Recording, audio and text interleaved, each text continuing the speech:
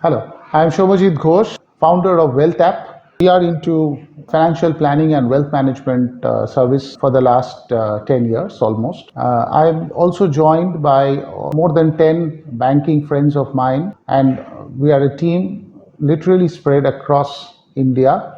We are in financial planning and wealth management for almost 1,000 families in India and abroad. So today we are here to talk about the Sebi's discussion paper, was released on 18th of May. And Sebi has asked us for our inputs on the overall mutual fund industry and how it can be more relevant and cost efficient to Indian investors. So in this regard, firstly, I personally and my team thank Sebi for delving very deep into the way the industry has grown. There are certain points of improvement which has been mentioned, and with most of the points we completely agree. There are one or two areas which I believe we can look at, and for that we might have to take one step back. So when an investor is actually investing his or her hard-earned money, generally this money is invested for very important goals of life, like children's higher education, stroke marriage, or their own retirement. Now, these goals are generally 15 to 25 years for children's higher education and marriage, and sometimes even as long as 50 years for retirement. Now, for these products, these are solution funds as we talk in mutual fund parlance. For these solution products, I have a personal liking for these products because whenever we come across clients looking for this kind of goal-oriented solutions, we try to suggest these products for primarily two reasons. One, these products are homogeneous in nature, where in a retirement product, only clients retiring or retired people looking for long-term retired solutions are coming. So institutional investors, trusts, and other companies cannot invest in these products. So these products, by the name and by the nature of the products, are homogeneous for the investors who are looking for these particular goals.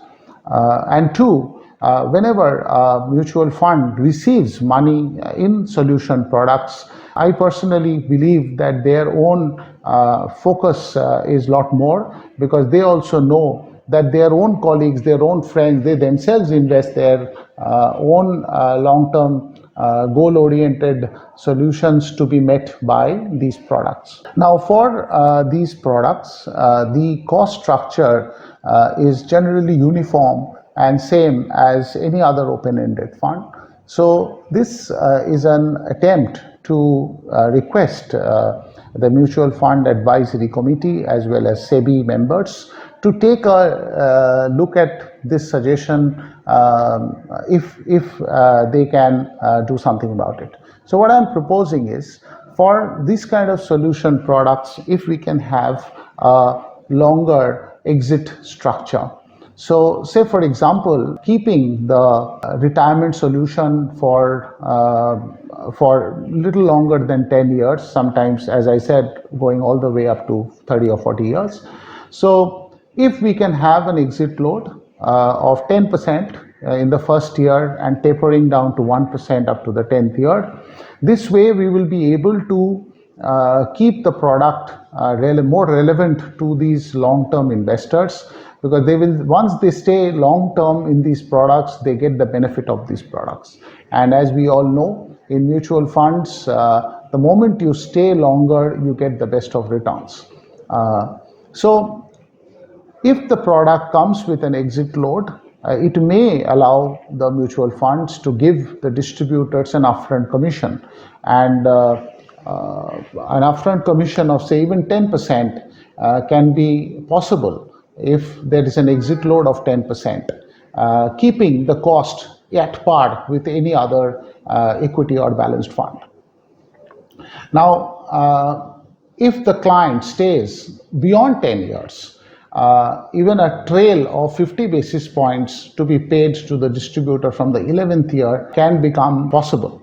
Because as we all know, by the time an investor stays for 10 years, even at 12%, the investment corpus of 1 lakh can become more than 3 lakhs after 10 years. So on that 3 or increased corpus after 10 years, a 0.5% trail per annum will sound very, very good for the distributor who has suggested this fund to the client. So this, I think, will help us penetrate into the large number of PAN card holders that we see in India today. As compared to earlier years, today we have almost 40 crore PAN card holders in India, and mutual fund number of unique PAN cards who have bought mutual funds is less than 4 crores. So we can also encourage the large insurance agent of India who primarily sell products which have an upfront charge, an upfront commission. So the number of insurance agents, as we know, are almost 15 to 20 times more than mutual fund distributors. So all these insurance agents would find a good way to come into the mutual fund industry as well. So I request Sebi to take a look at this option and help penetrate the larger investors base to come into this fantastic industry or the mutual fund industry. Lastly, even today, outside the top cities of India, which we in mutual fund parlance call them B30 cities, there are many other schemes, Ponzi schemes and all that are pretty much prevalent, and people are still investing their money in non-regulated schemes. So this can really help serious distributors to take fantastic products from the mutual fund industry to the retail investors of Bharat. Thank you very much, Soumyajit Ghosh, on behalf of my team here in Wealthapp.